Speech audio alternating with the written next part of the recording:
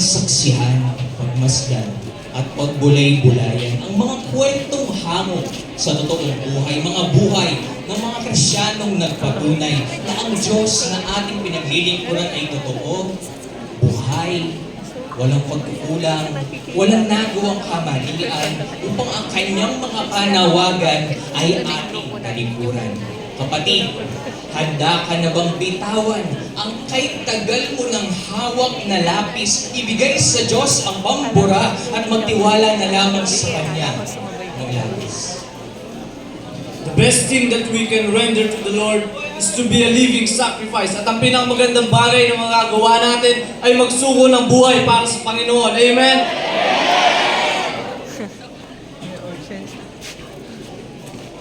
All I ever want to be is what you want of me, Lord. I give my life to you.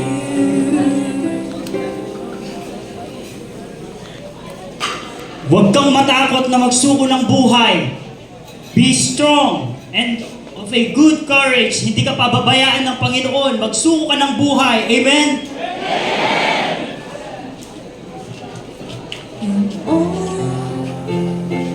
hopes and plans are placed within your hands, Lord, and give my love to you.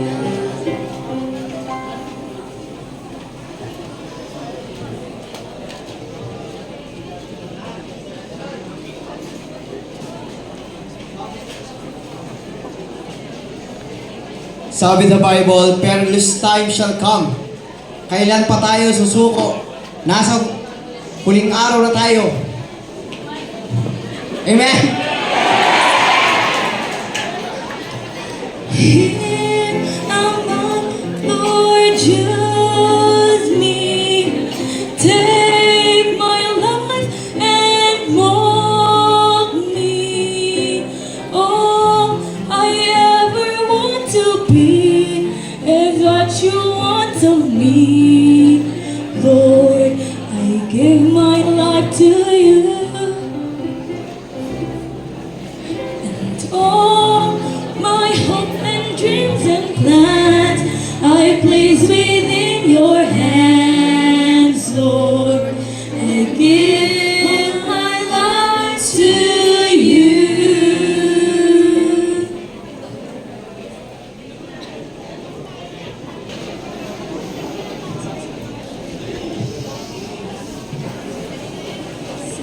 Ang daming pumapasok sa aking isip. Hindi ko maintindihan. Hindi ko maipaliwanag kung anong mga ito. Baka, ito na nga ba ang panawagan ng Panginoon? Amen. Alam mo ba? Napakalaking problema dito sa amin. Pero, ito ang magbigay ng buhay para sa amin. Kailan pa ibibigay ang buhay mo't lakas sa Kanya na nagbigay pa nga ng buhay na wagas? At kung ang araw mo'y lumipas na, makuha mo ba kayang siya ay paglingkuran?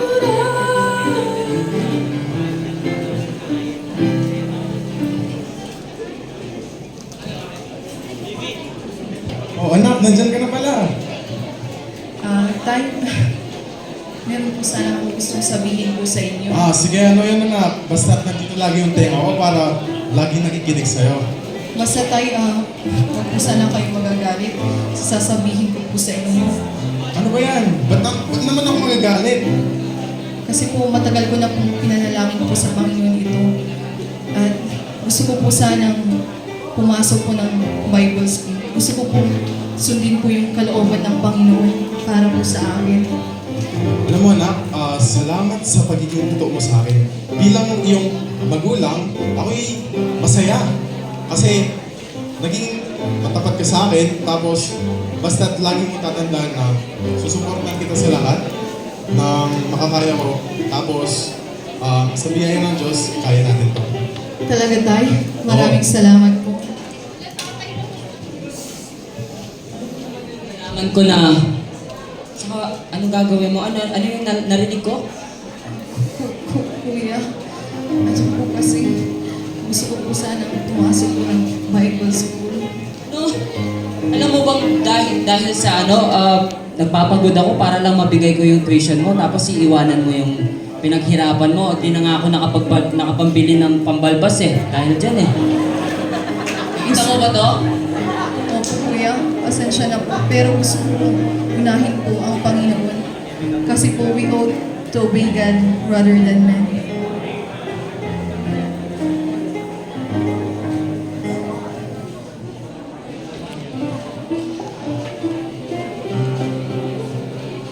You're in my heart on a mission field, Lord.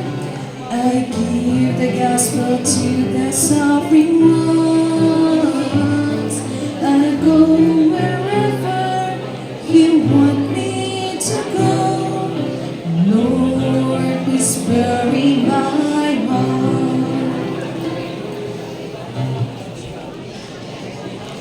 Isang doktor balang araw. Yung makakatulong ako sa pamilya ko, tsaka makakatulong ako sa mga katulad kong kabataan. Alam ko naman na tutulungan ako ng Panginoon, tsaka meron akong sumusuporta sa akin ng magulang. Nakita niyo? Pangarap ko yon maging isang doktor. At sa pagmamahal ng ating mga magulang, sa tulong at biyaya ng Panginoon, nakamit ko yon. Naging isang lisensyadong doktor ako. Pero sa pamamagitan ng isang lingkod ng Panginoon na nagngangalang Pastor Cocoy Ramirez, nakita ko sa puso ko kung gaano kalalim at kabigat yung pagmamahal ng Panginoon sa akin. Kaya ang lahat ng bagay, kahit alam kong malalaki, kahit alam kong parang sa mundo, ito na yung mga bagay na kaakit-akit o dapat maatim. Iniwan kong lahat ng yan dahil alam ko sa Panginoon, hindi sayang. Bakit ko iniwan ang lahat, kapurihan man o kayamanan? Di ko sila kinakailangan na mapaglingkuran lamang kita. Pag-ibig ang tanging dahilan.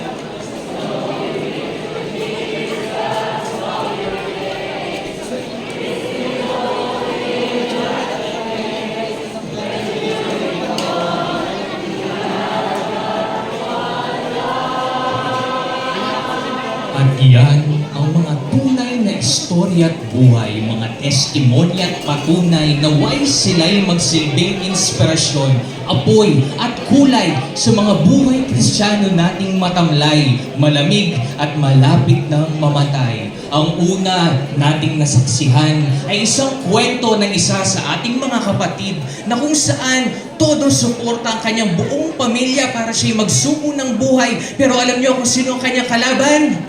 Sarili. At dumating ang pagkakataon, during the pandemic, siya po ay nagsuko ng buhay. Ang ikalawa naman ay isang ampon. Galing po sila sa napakahirap na buhay. Ang kanilang bahay, tagpi-tagpi. At siya po ay naging licensed CPA at ginawa niya pong isakripisyo ang mataas na sweldo para paglingkuran ang ating Panginoon.